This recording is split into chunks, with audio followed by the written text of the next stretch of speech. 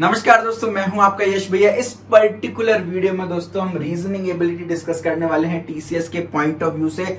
Most repeated questions कराने वाला हूं भैया। प्रीवियस ईयर से 60 to 70% पेपर रिपीट हो जाता है, इसलिए मैं आपके लिए प्रीवियस ईयर क्वेश्चन लेकर आया हूं। जो क्वेश्चंस मैं करा रहा हूं उसी पैटर्न पर आपको पेपर में क्वेश्चन देखने को मिलेंगे। There is a strong possibility जो मैं करा रहा हूं वही के वही क्वेश्चन आपको रिपीट हो जाए, तो वीडियो को लास्ट तक देखिएगा। लेवल ऑफ डिफिकल्टी जो है वो मॉडरेट रखिए ताकि आपकी जो पार्ट ए फाउंडेशन सेक्शन है उसकी बढ़िया से प्रिपरेशन हो जाए इस वीडियो की हेल्प से। आपको पता है टीसीएस ने 50,000 प्लस वैकेंसीज निकाली है 2023 पास आउट के लिए। इंडिया की सबसे बड़ी हायरिंग होने वाली है, तो मेक श्योर इस वीडियो को एंड तक जरूर देखें, आपको बहुत हेल्प मिलेगी। टीसीएस की कंप्लीट प्रिपरेशन के लिए आप हमारी टीसीएस की ट्रेनिंग ज्वाइन कर सकते हैं, टीसीएस सुपरसेट कोर्स ज्वाइन कर सकते हैं। निंजा प्लस डिजिटल दोनों की आपको प्रिपरेशन हो जाएगी।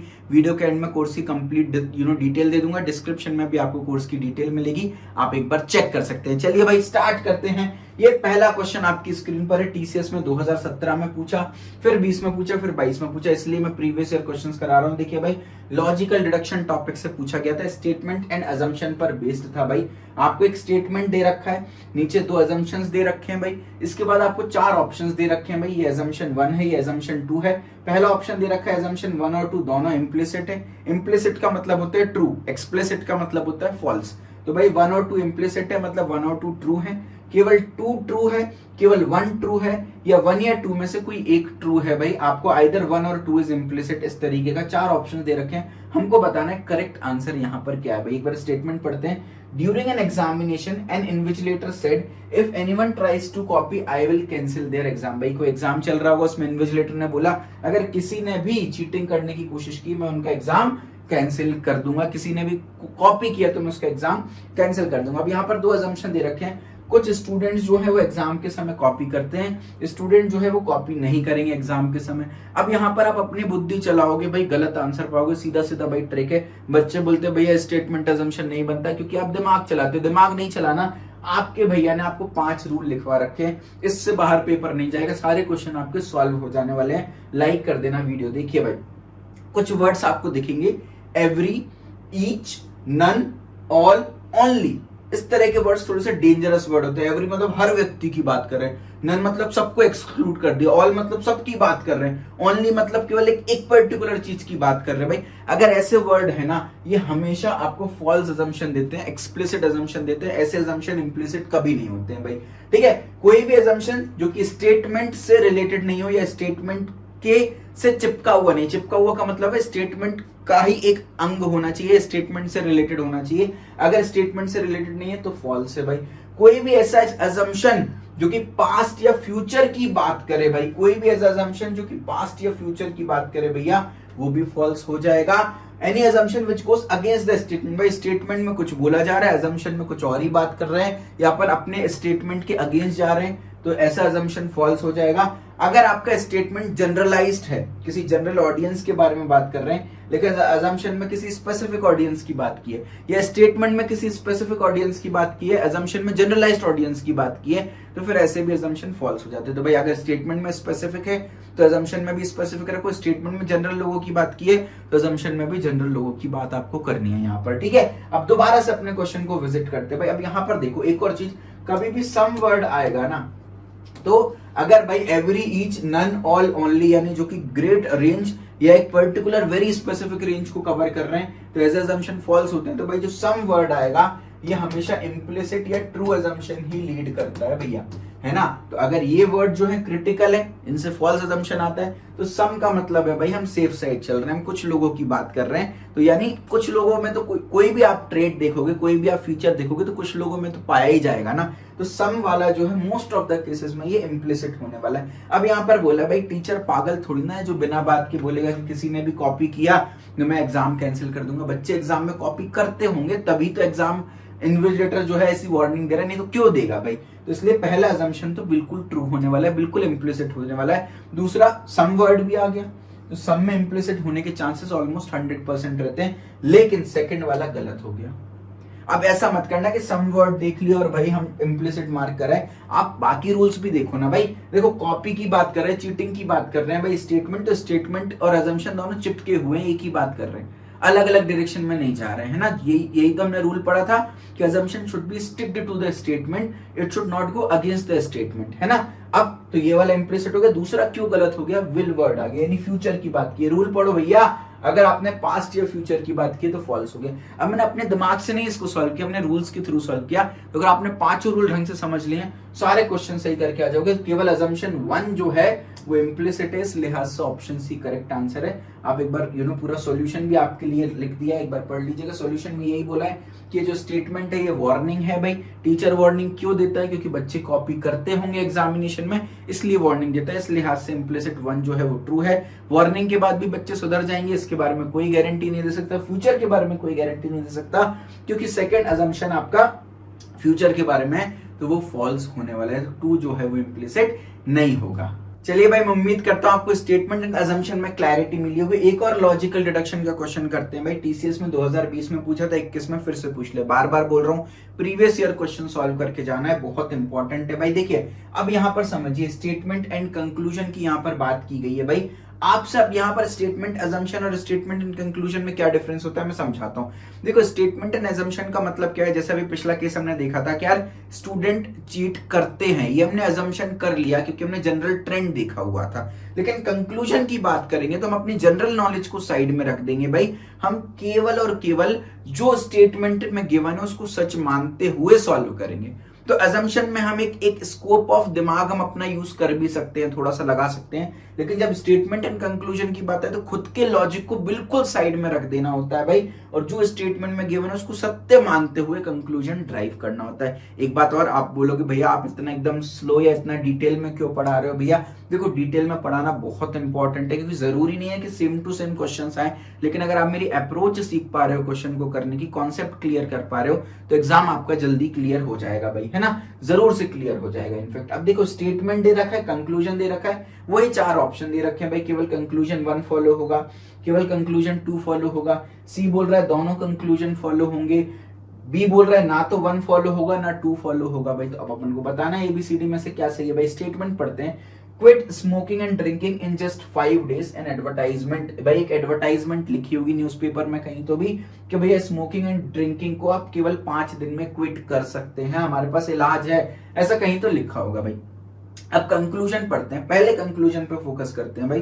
The advertisement is just a होअक्स।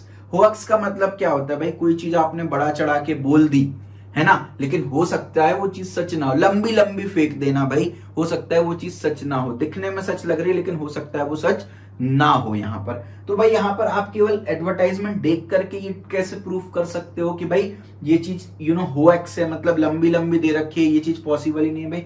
There may be some cases जहां पर स्मोकिंग एंड ड्रिंकिंग को 5 दिन में लोगों ने क्विट किया भी हो। Getting my point. तो अपनी बुद्धि नहीं चलाना कि भाई हाँ बिल्कुल सही बात है, ये तो एडवर्टाइजमेंट फेक है, ये चीज पॉसिबल ही नहीं है करना। भाई स्टेटमेंट में सिर्फ एक एडवर्टाइजमेंट दे रखी है, क्या तुम एडवर्टाइजमेंट को देख करके कभी भी जज कर सकते हो कि एडवर्टाइजमेंट सही है? नहीं, कभी नहीं कर सकते देख करके जज, है ना। जब तक हम वो ट्रेनिंग ना ले लें तब तक हम जज नहीं कर सकते। तो 1 तो भैया जीवन में कभी भी ट्रू नहीं होगा। अब साथ साथ में ऑप्शन भी एलिमिनेट कर दो भाई। ऑप्शन क्या बोल रहा है, 1 फॉलो हो रहा है, नहीं भाई बिल्कुल नहीं है। सी बोल रहा है बोथ कंक्लूजन, नहीं भाई बिल्कुल नहीं। तो अभी भी अब आपके पास समय ना बचा, आपको तुक्का मार रहे हैं, नेगेटिव मार्किंग तो है नहीं, बी या डी में से कोई एक तुक्का मार सकते हो भाई। लेकिन फिर भी एक बार अपन तो करेक्ट आंसर देख रहे हैं भाई। क्या बोला है, at least some people might want to quit smoking and drinking. ये अपने आप में सही है, पता क्यों? क्योंकि भाई अगर मान लो कोई चीज कुछ लोगों को ड्रिंकिंग एंड स्मोकिंग क्विट करनी होगी तभी तो एडवर्टाइजमेंट किया ना। एडवर्टाइजमेंट किस चीज की करते हैं भाई, जो प्रोडक्ट लोगों के लिए जरूरतमंद हो, लोगों ने उसकी डिमांड की होती है, तभी तो फिर हम उसकी एडवर्टाइजमेंट लेके आते हैं, प्रोडक्ट लेके आते हैं। तो लोगों को भाई स्मोकिंग एंड ड्रिंकिंग क्विट करना होगी तभी तो एडवर्टाइजमेंट आई। तो 2 अपने आप में बिल्कुल सही है। तो ओनली कंक्लूजन 2 विल फॉलो होना चाहिए। तो करेक्ट आंसर यहाँ पर आपको ऑप्शन दिया गया। अब आपको थोड़ा सा कंफ्यूजिंग लग रहा होगा तो आपके लिए पूरा प्रिंटेड सॉल्यूशन भी दे दिया भैया। जितनी प्रैक्टिस करोगे ना लॉजिकल डिडक्शन पे, statement assumption, statement conclusion, statement course of action भी होता है इसमें, right, different topics, statement argument भी होते हैं जहां पर स्ट्रॉन्ग एंड वीक आर्ग्यूमेंट रहते हैं। तो मैं आपको टाइम टू टाइम यूट्यूब पर कराता रहूंगा, तो सब्सक्राइब करके बेल आइकन दबा देना। और बाकी टीसीएस सुपर सेट कोर्स में ना सारी वेराइटीज कवर है, सारे प्रीवियस ईयर क्वेश्चंस कवर है, तो अगर आप चाहें तो उसको भी एक बार चेकआउट कर सकते हैं। इसी के साथ अगले क्वेश्चन पर मूव करते हैं। अगेन देखो टीसीएस में प्रीवियस ईयर पेपर रिपीट होते हैं, 2020 में पूछा, 2022 में फिर से रिपीट हो गया। ब्लड रिलेशन से ये क्वेश्चन पूछा गया। भाई देखिए क्या बोला है, एक फैमिली है भाई, a family consist of 5 members P Q R S and T. T has 2 sons, an unmarried daughter and a daughter-in-law. P is the brother-in-law of the above-mentioned daughter-in-law. Q's sister is not happy with Q's wife, but P and his father supports Q's wife S, who is T's daughter. अब भाई question देख करके डर लगेगा, आपको नहीं सबको लगेगा, और 90% जनता डर के मारे ये क्वेश्चन छोड़कर आ जाएगी। लेकिन ऐसे क्वेश्चन तो हमको सॉल्व करना है ताकि हम जो क्वेश्चन कोई नहीं कर पाए आप कर पाए, तो आपकी रैंक अच्छी आ जाएगी। बिल्कुल सिंपल है, कुछ भी नहीं है। देखो भाई 5 लोग हैं, लिख लो, मेरी अप्रोच देखो, P Q R S T, 5 लोग हैं, मैंने लिख लिए भाई, ठीक है। अब क्या बोला है, T के 2 बेटे हैं और 1 बेटी है, ठीक है। T has 2 sons, an unmarried daughter and a daughter-in-law। देखो समझो भाई, T है ना, एक ट्री टाइप का बना लेते हैं भाई, ठीक है। इधर तो भैया T के 2 बेटे हैं भाई, है ना, ये एक बेटा हो गया, ये एक बेटा हो गया, और ये उसकी डॉटर हो गई, है ना। डॉटर अनमैरिड है, ये आपको दे रखा है भाई, और आपको ये भी दे रखा है भाई एक डॉटर इन लॉ है। केवल ये बोला है कि एक daughter in law and a daughter in law. Daughter in law का मतलब क्या होता है, आपके बेटे की वाइफ, है ना। तो ये वाला मान लो अनमैरिड है, यूएन लिख देते हैं सन, ये डॉटर भी अनमैरिड है। ये एक ऐसा सन है जिसकी भाई शादी हो गई है, तो इधर पे भैया अपने पास डॉटर इन लॉ आ गई, तो भैया ये आपकी डॉटर इन लॉ हो गई, ठीक है। यानी कि अगर आप ध्यान से देखो तो ये इस सन के लिए क्या हो गई, वाइफ हो गई ये तो, है ना। तो इस सन की बेसिकली अगर मैं इसको और अच्छे से बनाऊं तो ये वाले, ये 2 सन तो अनमैरिड हैं, ये डॉटर इन लॉ कौन हो गई, इस सन की वाइफ हो गई भाई। तो ये जो सन है ये इसकी वाइफ हो गई, एक तरीके से ऐसा मान लो, ठीक है भाई। अब क्या बोला है आपको, देखो समझो, टी के 2 बेटे हैं, टी की बात हमने कर ली, टी को काट दिया भाई, एक अनमैरिड डॉटर है, एक डॉटर इन लॉ है भाई। अब कौन है क्या है भाई, देखो 4 लोग हैं, 1 2 3 4, और 4 वैकेंसीज हमारे पास खाली हैं भाई, एक एक करके हमको कुल मिला के एलोकेट करना। अब क्या बोला है, P is the brother in law of above mentioned daughter in law. अब ये आपकी डॉटर इन लॉ हो गई। अब डॉटर इन लॉ का ब्रदर इन लॉ, देखो इन लॉ की बात जब भी करें ना, इन लॉ की बात करें, इन लॉ का मतलब क्या है, मेरी खुद की फैमिली नहीं, मेरे हस्बैंड की फैमिली या मेरी वाइफ की फैमिली। तो आपको यहां पर लिखा है ब्रदर इन लॉ, यानी मेरी फैमिली का भाई नहीं, यानी मेरा भाई नहीं, मेरे मेरे हस्बैंड की फैमिली का भाई, यानी मेरी हस्बैंड की फैमिली का भाई का मतलब मेरे हस्बैंड का वाइफ, ये बोला गया है। तो भैया P का जो ब्रदर इन, P जो है वो ब्रदर इन लॉ है डॉटर इन लॉ का, यानी कि दोबारा समझो, ब्रदर इन लॉ यानी मेरे पति का भाई है कुल मिला के, तो ये मेरा P आ गया। चलो भाई P की भी पहचान हो गई। आपसे T की डॉटर यानी इसकी पहचान बताना, ये कौन है भाई। तो आप देखो 2 ऑप्शन यहाँ पे एलिमिनेट कर सकते हो, T तो चलो दिया नहीं है, P तो नहीं होगा आंसर, एक ऑप्शन है। देखो अपन को अल्टीमेटली आंसर निकालना, अपन को इस बात से कोई मतलब नहीं है भाई कि कैसे सॉल्व करना, आंसर निकला और आगे बढ़, यानी ए तो नहीं हो सकता। तुक्का मारना है तो BCD में से मार के आ जाना अगर समय ना बचे भाई। अब इधर देखो P इज द, अच्छा एक बात और देखो भाई, इन आपको इन सेंटर एग्जाम में आप जाओगे तो पर क्वेश्चन टाइमर आपको देखने को मिलेगी। इन सेंटर में नहीं, माफ कीजिएगा, रिमोट एग्जाम में पर क्वेश्चन टाइमर आपको देखने को मिलेगा। तो कई क्वेश्चन आप करके नहीं आ पाओगे तो एटलीस्ट ऑप्शन एलिमिनेट करके भाई तुक्का जब मारो तो स्मार्ट मारो, ऐसा नहीं कि कोई भी एक ऑप्शन में मार दिया, कुछ ऑप्शन से एलिमिनेट कर लो ना जितना टाइम दिया उतने में, और फिर तुक्का मार दो तो चांसेस ऑफ करेक्शन सही रहेंगे, है ना। तो P के बारे में तो अपन ने बात कर ली भैया, ये हो गई। अब जो है Q की बहन जो है वो Q की वाइफ से हैप्पी नहीं है भाई। तो Q की वाइफ किसकी वाइफ है भाई, केवल इसी लड़के की वाइफ है। तो Q की सिस्टर, ये है Q की सिस्टर, है ना, Q की सिस्टर, T की डॉटर और सन, यानी ये ब्रदर सिस्टर हो गए। Q की सिस्टर Q की वाइफ से हैप्पी नहीं है, but P and his father supports Q's wife S, भैया Q की वाइफ है S। अब बचा क्या, R बच्चा भैया, R जो है वो डॉटर हो जाएगी। करेक्ट आंसर आपका ऑप्शन C आ जाएगा, है ना। तो बिल्कुल सिंपल सा क्वेश्चन था, बस थोड़ा सा पेशेंस रखना था, थोड़ी सी हिम्मत जुटानी थी और उसको सॉल्व कर देना था भाई। तो पूरी आपकी ट्री आपके सामने है, करेक्ट आंसर ऑप्शन सी है। चलिए भाई अगले क्वेश्चन पर मूव करते हैं। देखिए 3 बार रिपीट हुआ, 2017 में पूछा, 18 में पूछा, 20 में फिर से पूछ लिया। क्लॉक से ये क्वेश्चन पूछा गया था भाई।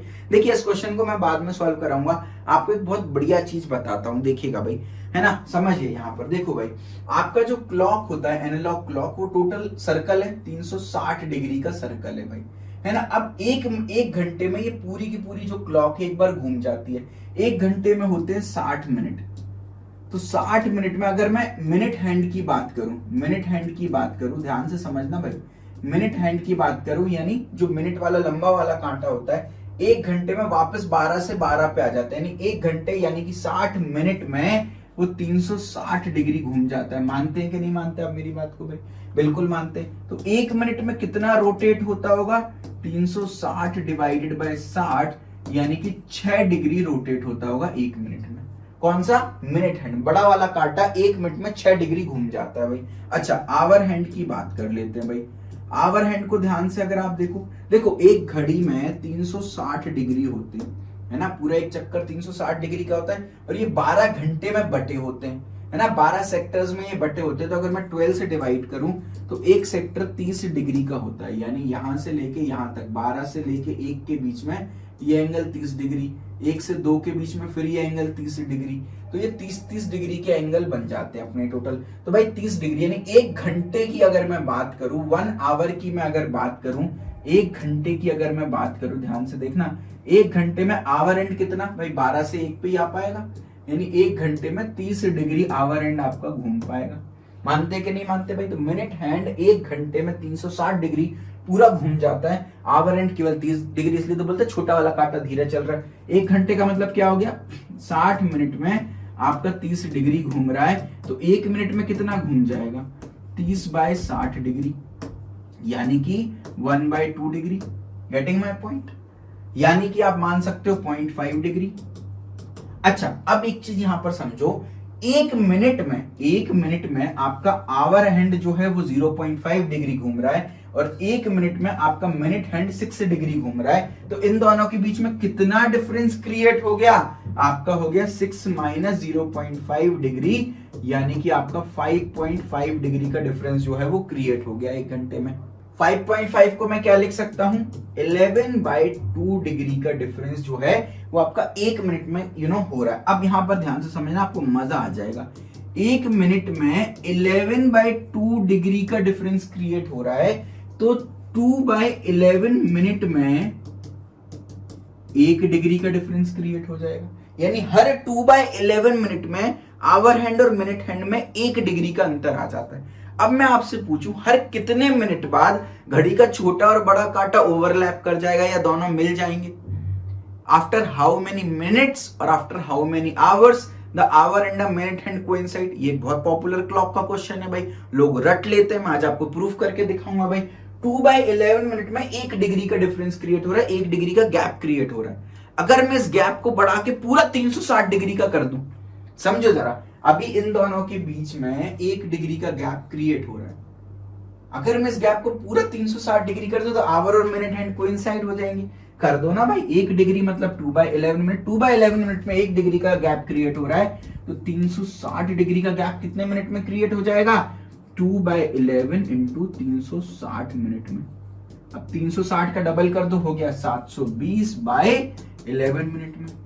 इसको डिवाइड कर दो जरा एक बार, 11 को 720 से, 6 टाइम्स गया 66 बचा 6 0, 5 टाइम्स गया 55 बचा 5, तो 65 5/11 मिनट में our and minute hand coincide होते हैं। इसको आप अप्रोक्सीमेटली 65.5 मिनट भी लिख सकते हो, बिकॉज 5/11 की जगह 10 कर दो या 6/12 कर दो, एक ही बात है।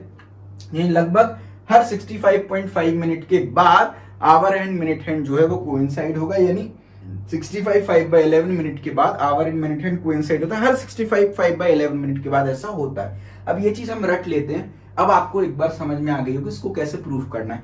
अब यहां पर ये बात ध्यान रख लेना कि after every 65 5/11 minute our and minute hand जो है वो कोइंसाइड हो जाते हैं। अब देखो क्या बोला है, minute hand of a clock overtakes the hour hand at intervals of 65 minute of correct time. How much does the clock gain or lose per day? अब आप इस बात को समझो भाई, आपको क्या बोला गया है, हमारे पास कोई घड़ी है ना, वो घड़ी जो है उसमें मिनट हैंड जो है वो क्लॉक मिनट हैंड जो है वो आवर हैंड को ओवरटेक कर लेता है हर 65 मिनट के बाद। यानी आपका आवर हैंड चल रहा है, मिनट हैंड बार बार ओवरटेक करता जाएगा आवर हैंड को, क्योंकि मिनट हैंड बहुत तेज चलता है, आवर हैंड धीरे धीरे चलता है। तो भाई ये बोला गया कि हमारी जो घड़ी है ना, इसमें जो एक्चुअल करेक्ट टाइम के हिसाब से 65 मिनट्स में ही ओवरटेक कर लेता है भाई। अब आपको ये बताना है क्लॉक गेन कर रही है लूज कर रही है, और पर डे एक दिन में कितना गेन या लूज कर लेगी। डिफेक्टिव क्लॉक है भैया, ये गेन कर रही है। सर आपको कैसे पता? भाई इट इज गेनिंग, गेन कर रही है, लूज नहीं कर रही, गेन कर रही। कैसे भाई? देखो अब समझो, एक्चुअल जो ओरिजिनल टाइम के हिसाब से 65 मिनट में ये ओवरटेक कर ले रही है, जबकि जो एक्चुअल घड़ी होती है, ये एक्चुअल घड़ी की बात कर रहा हूं, और ये हमारी डिफेक्टिव क्लॉक है उसकी बात कर रहा हूं, है ना। तो एक्चुअल घड़ी तो भैया 65 5/11 मिनट लेती है, ये तो 65 मिनट में ही ओवरटेक कर दे रही है। यानी ये घड़ी जो है वो तेज चल रही है, तेज चल रही है, एक्चुअल घड़ी से तेज चल रही है, यानी गेन करेगी भाई, है ना, एक्स्ट्रा टाइम गेन करेगी भैया। अब आप समझो एवरी 65 मिनट्स में क्या मैं लिख सकता हूं, ये 5/11 मिनट्स गेन कर रही है। आप समझो ना भाई। तो भाई 65 मिनट में भाई 65 5/11 जो है वो एक्चुअल टाइम होना चाहिए, ये 65 मिनट में ही कवर कर ले रही है। यानी कि ये हर 65 मिनट में ओवरलैप कर दे रही है, ओवरटेक कर जा रही है, कोइंसाइड कर जा रही है। यानी हर 65 मिनट में ये 5/11 मिनट गेन कर ले रही है। 5/11 मिनट का वेट ही नहीं कर रही है, पहले ओवरलैप कर ले रही है। तो हर 65 मिनट में 5/11 मिनट गेन कर लेती है। आपसे ये पूछा गया एक पूरे दिन में कितना गेन कर लेगी। बिल्कुल सिंपल है भाई, एक मिनट में कितना गेन कर लेगी आप बताओ। 5/11 इंटू 1/65 हो गया, है ना। ये देखो समझो, ऐसे समझो, 65 मिनट में कितना गेन हो गया, 5/11 मिनट गेन हो गया, ठीक है। तो आपका एक मिनट में कितना गेन हो जाएगा, 5/11 इंटू 1/65 मिनट गेन हो जाएगा। यही तो लिखा है, 5/11 इंटू 1/65 मिनट गेन हो जाएगा, है ना। अब आपसे पूछा है पूरा एक दिन में, एक दिन में होता है 24 घंटे, ठीक है, 24 घंटे होते हैं, और यहाँ मिनट की बात करें, एक दिन में 24 घंटे, सुनना जरा मेरी बात, एक दिन में 24 घंटे और एक घंटे में 60 मिनट। तो एक पूरे दिन में कितने मिनट होते हैं, इतने मिनट होते हैं। समझो जरा, दोबारा देखो, एक मिनट में इतना कर रही है, मेरे को तो एक पूरे दिन की बात करनी है। तो 24 घंटे होते हैं पूरे दिन में, और एक दिन में एक घंटे में 60 मिनट होते, तो इतने टोटल मिनट हो गए एक पूरे दिन में। कितना गेन कर लेगी, 5/11 इंटू 1/65 तो एक मिनट में करती है। इसमें मैं अगर 24 इंटू 60 का मल्टीप्लाई कर दूं तो इतना मिनट्स गेन कर लेगी। यही आपका आंसर निकल जाएगा। अब तो कुछ नहीं बचा, कैलकुलेशन बचा है भाई। ये काट दो, 5 की टेबल 12 टाइम्स कर दो, ये आपकी 13 टाइम्स कर दो, ठीक है। तो ये कितना बचा, ये हो गया आपका 24 इंटू 5 120, 120 इंटू 12 1440 अपॉन 11 इंटू 13 हो गया आपका 143। अल्टीमेटली आप इसको सॉल्व करो, इसको मैं लिख सकता हूँ 1430 प्लस 10 अपॉन 143। अब देखो जरा मैजिक होगा, अपॉन 143 अलग ले लिया प्लस 10/143 अलग ले लिया, तो ये कितना बचा, ये तो टोटल कट के 10 ही बचा। तो अल्टीमेटली ये क्या बचा, 10 प्लस 10/143। इसको मैं क्या लिख सकता हूँ, 10/143 लिख सकता हूँ, और वही आपका आंसर आ जाएगा ऑप्शन ए, 10/143। इस बात का ध्यान रखना आप, अगर कहीं पर भी A/B/C लिखा है या A+B/C लिखा है, एक ही बात है, ये अलग अलग बात नहीं आती। कहीं पर भी A/B/C लिखा है या A+B/C लिखा है तो मैं एक ही बात है यहाँ पर, तो 10 + 10/43 या 10/143 एक ही बात होती। करेक्ट आंसर आपका ऑप्शन ए आ गया। अब देखिए भाई कितना बढ़िया क्वेश्चन था, इजी क्वेश्चन था। अगर आपको ये फैक्ट पता है तो आप बहुत जल्दी इसको कैलकुलेट कर पाते, लेकिन ये फैक्ट आता कहां से, वो भी आपके भैया ने पूरा उसका पोस्टमार्टम कर दिया, पूरा बता दिया भाई। रही गई कसर है, पूरा प्रिंटेड सॉल्यूशन भी प्रोवाइड कर दिया, एक बार इसको रीड कर लीजिएगा। अब तो वीडियो को लाइक कर दो यार। चलिए भाई अगले क्वेश्चन पर मूव करते हैं। टीसीएस में 2013 में पूछा, 2019 में फिर से रिपीट कर दिया भाई। Identifying word and numeric patterns पर ये क्वेश्चन पूछा गया था। नंबर सीरीज, लेटर सीरीज भी हम इसको बोल देते हैं कई बार। आपको कुल मिला के कोई पैटर्न बन रहा होगा, इसमें क्वेश्चन मार्क की जगह क्या आएगा आपको ये बताना है। बचपन में हम खूब सॉल्व करते थे, टीसीएस ने कहा चलो एक बार फिर से सॉल्व कर दो। अगर आप ध्यान से देखो, रो बाय रो मैपिंग करके देख लेते हैं, कुछ नहीं मिलेगा तो कॉलम बाय कॉलम मैपिंग करके देख लेंगे। अगर आप ध्यान से देखो, ये 5 और 7 छोटे छोटे नंबर है, इन छोटे नंबर से बड़ा नंबर बन रहा है। 4 और 6 छोटे छोटे नंबर है, इन छोटे नंबर से बड़ा नंबर बन रहा है। तो देयर इज अ पॉसिबिलिटी कि यार रो बाय रो कुछ मैपिंग बन सकती है। नहीं बने तो फिर कॉलम बाय कॉलम देखेंगे। एक काम करते हैं भाई, इन छोटे नंबर से बड़ा नंबर कैसे बना, या तो भाई इनका मल्टीप्लाई कर दो, तो 7 × 5 35 होता है, इसका 74 से कोई लेना देना नहीं है। 4 × 6 24 होता है, इसका 52 से कोई लेना देना नहीं है। तो अब क्या बचा भाई, दूसरा ऑप्शन बचा। मैं एक काम करता हूँ, 5 का स्क्वायर कर देता हूँ, 7 का स्क्वायर कर देता हूँ, यहाँ भी 4 का स्क्वायर कर देता हूँ, 6 का स्क्वायर कर देता हूँ, शायद कुछ मिल जाए। 5 का स्क्वायर हो गया 25, 7 का स्क्वायर हो गया 49। अगर आप इनको ऐड करोगे तो ये आपका 74 बन रहा है। सिमिलरली ये होता है आपका 16 और ये होता है आपका 36, इसको ऐड करोगे तो ये आपका 52 बन रहा है। यानी पहले वाले का और दूसरे वाले का स्क्वायर करके ऐड करने पे तीसरा नंबर आ रहा है। एक बार चेक करते, हो सकता है ये लॉजिक ना भी फॉलो कर रहे हो, एक बार चेक करते, अगर ऑप्शन मैच कर गया तो भाई अपनी किस्मत अच्छी है, भाई ये लॉजिक जो है वो फॉलो कर रहा है। ये क्या हो गया भाई 64 plus 169, this is equals to what 233। कोई ऑप्शन मैच कर रहा है क्या? जी हाँ, बिल्कुल मैच कर रहा है भैया। पहली बात तो सारे स्क्वायर्स निकाल लीजिएगा आप, है ना, स्क्वायर्स याद रख लीजिए। अच्छा है भाई, 1 से लेके 50 तक के सारे स्क्वायर्स याद कर सकते तो बहुत अच्छी बात है भाई, है ना, आपका कैलकुलेशन तेज हो जाएगी। और दूसरी बात भैया, आपको कैसे पता?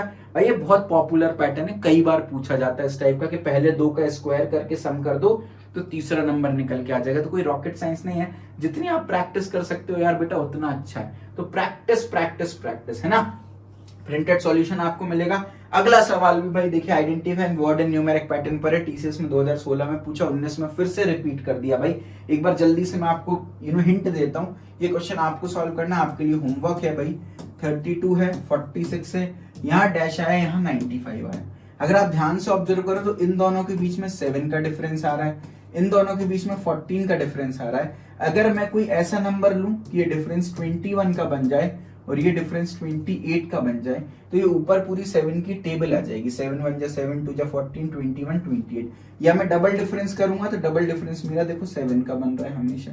तो ऐसा मैं क्या नंबर पुट करूं यहाँ पर कि इन दोनों का जो डिफरेंस है वो 21 आ जाए कुल मिलाकर के। तो ये जो नंबर है, अगर मैं इसमें 46 माइनस कर दूं तो 21 आ जाए, तो ये नंबर क्या बचेगा?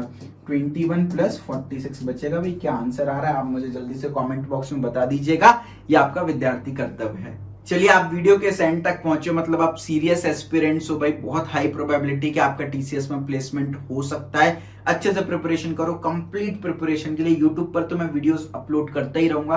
बाकी आपके लिए टीसीएस सुपरसेट कोर्स बनाया, निंजा डिजिटल, दोनों की प्रिपरेशन हो जाएगी। हर 3 मिनट में एक कोर्स जा रहा है भाई, बच्चे बहुत प्यार दे रहे हैं इस कोर्स को। जब से टीसीएस की डेट अनाउंस हुई है 7200 के ऊपर एनरोलमेंट्स क्रॉस हो चुके हैं। आप देखिए, ये बच्चे इस कोर्स को इसलिए प्रेफर कर रहे हैं क्योंकि भाई कॉलेज की एनुअल फी ही होती है 2 लाख रुपए। हम आपके कॉलेज की फीस का 0.75% ले रहे हैं, यानी 1% भी नहीं ले रहे हैं। आपका प्लेसमेंट दिला के इस 2 लाख रुपए की वैल्यू बता रहे हैं भाई, बढ़ा रहे हैं। अगर आपको 1 ईयर का प्लान नहीं लेना, ये सारे प्लान महंगे लग रहे हो, 30 डेज का प्लान आप ले सकते हो 999 रुपीज में भाई, क्योंकि एग्जाम आपका बहुत जल्दी है। तो ये प्लान आप चूज कर सकते हो। और भी कंपनीज के लिए आगे प्रिपरेशन करनी है तो go with 1 year plan, because aptitude, logical reasoning, verbal ability, ये सारी चीजें कवर्ड हैं भाई। ये आपको और कंपनीज में भी हेल्प करेंगी। लेकिन टीसीएस सुपरसेट कोर्स में सब कुछ टीसीएस के पॉइंट ऑफ व्यू से है। आप कोर्स की पूरी डिटेल यहाँ पर एक बार रीड कर सकते हैं, स्क्रीनशॉट ले सकते हैं भाई। और डिटेल जानना हो तो भाई ये कॉन्टेक्ट नंबर है, इस पर आप कॉल कर सकते हैं। परचेज कैसे करना है? आपको गूगल पे जाना है, टीसीएस सुपरसेट कोर्स सर्च करना है। बेस्ट प्रोडक्ट इसलिए गूगल टॉप पर रिकमेंड कर देगा, इस पर क्लिक कर देना है। और यहाँ पर चेंज वैलिडिटी का ऑप्शन है, अकॉर्डिंगली वैलिडिटी चूज करके बाय नाउ पर क्लिक करके कोर्स को स्टार्ट कर देना है भाई। और अगेन डिस्क्रिप्शन में आपको एक और लिंक दिखेगी जिसमें कोर्स के रिव्यूज होंगे, एक बार देख लीजिएगा भाई। अगर आपको पसंद आता है तो कोर्स को परचेज कर सकते हैं। वीडियो को लाइक करिएगा, दोस्तों में शेयर करिएगा। अगर अच्छे लाइक्स मिलेंगे, अच्छे कमेंट मिलेंगे, कमेंट करके बताइए वीडियो कैसी लगी। अच्छे लाइक एंड कमेंट मिलेंगे तो मैं आगे और वीडियोस आपके लिए लेकर आता रहूंगा। Thank you so much.